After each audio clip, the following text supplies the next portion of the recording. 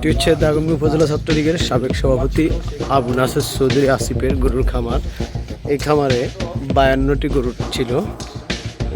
সে সরকার পতনের দিন রাতেই 5 আগস্ট রাতে এই পুরা খামার থেকে 52টি গরু লুট করে নিয়ে যায় আপনার দুর্বৃত্তরা। এই লুটের সাথে আপনার বিএনপির জসিমকে, শ্রমিক দলের সাবেক নেতা জসিমকে দায়ী করেন আপনার আসিফ।